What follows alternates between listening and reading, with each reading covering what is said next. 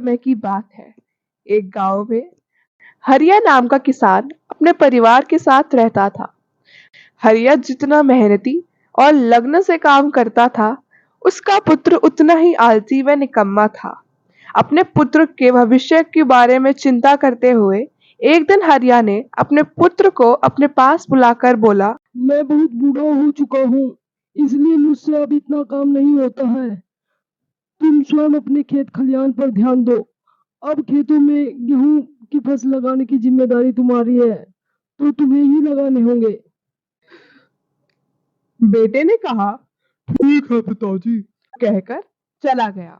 मैं हूँ मस्तराम, मुझे नहीं करना कोई काम। मैं हूँ मस्तराम, नहीं करना कोई काम। जब हरिया अपने खेत पे गया तो उसने देखा कि खेत तो ऐसे ही पड़ा है, उसमें घास फूस उगाई है। हरिया को यह देखकर बहुत दुख हुआ। वह अपने घर लौट आया और घर आकर उसने बहुत सोचा कि अपने पुत्र को वो कैसे सुधारे। उसे फिर एक उपाय सूझा और अगले दिन उसने अपने पुत्र को बुलाकर कहा, सुनो बेटा, मुझे एक रहस्य की बात तुझे बतानी है। बेटे, मुझे मेरे पिताजी ने बहुत धन दिया था। वो धन मैंने खेत में दबा दिया है, परंतु मैंने धन कहाँ दबाया है, मैं तुम्हें कल बताऊंगा। यह सुनकर बेटा खुश हो गया और मन ही मन सोचने लगा, मुझे जीवन भर अब काम ही नहीं करना पड़ेगा। उसी दिन शाम होने पर हरिया अपने घर से बिना किसी को कुछ बताए कहीं चला। जब रात होने पर भी हरिया अपने घर वापस नहीं आया, उसके बेटे ने परेशान होकर आसपास सभी जगह अपने पिता के बारे में पूछा, परंतु हरिया के बारे में किसी को कुछ नहीं पता था। और ऐसे ही 5-6 दिन गुजर गए। तब हरिया के बेटे ने सोचा, घर में रखा हुआ धन भी खर्च होने वाला है। अब घर खर्च कैसे चलेगा? मैं कल ही खेत जाकर पिताजी का दबाया हुआ धन निकाल लूंगा। अगले दिन सुबह ही वह खेत में चला गया और उसने खोदना शुरू कर दिया। धन की लालच में उसने शाम तक आधे से ज्यादा खेत खोद डाला। जब शाम हो गई तो उसने सोचा, अब पक्का जो थोड़ा सा खेत बचा है उसी में धन दबा होगा।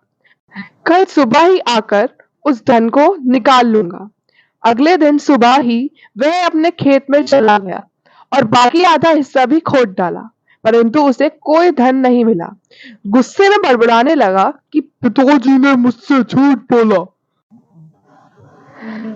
तभी खेतों की तरफ आते हुए सरपंच ने हरिया के बेटे को परेशान देखा। सरपंच हरिया के बहुत अच्छे मित्र थे। सरपंच ने पूछा, क्या हुआ बेटा? हरिया के बेटे ने सरपंच से कहा। हरिया के बेटे ने सरपंच को अपनी सारी बातें बता दी। सरपंच ने सोचते हुए कहा, बेटा, खेत तो तुमने जोत ही दिया है, अब इसमें गेहूं भी बिखेर दो। हरिया के बेटे ने भी हामी में अपना सर हिला दिया। अगले दिन हरिया का बेटा खेतों में गेहूं बिखेरने लगा। कुछ दिन बाद गेहूं के छोटे छोटे अंकुर निकल आए। अब हरिया का बेटा हर रोज खेत में जाने लगा और साथ ही साथ अपने पिता को भी खोजता रहा। धीरे धीरे 4 महीने गुजर गए और फसल भी पक गई। एक दिन खेत में हरिया के बेटे के पास सरपंच आए। उन्होंने उसका हालचाल पूछा और फसल की तरफ इशारा करते हुए बोले, बेटा, बेटा, जिस धन की बात तुम्हारे पिताजी कर रहे थे, वह धन तो अन्न है। हरिया के बेटे को अपने पिताजी की बात का अर्थ समझ में आ गया और उसने उदास होकर सरपंच से कहा, सरपंच जी, पिताजी पता नहीं कहाँ चले गए हैं।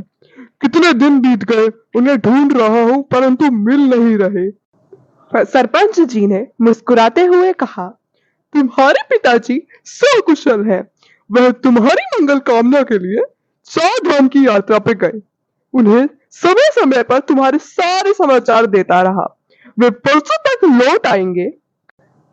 यह सुनकर हरिया का बेटा आश्चर्यचकित हो गया कि सरपंच जी को पहले से ही पता था कि उनके पिता कहाँ हैं, परंतु वह इतना खुश हो गया कि पिताजी सकुशल है और जल्द ही वापस उसके पास आ रहे हैं।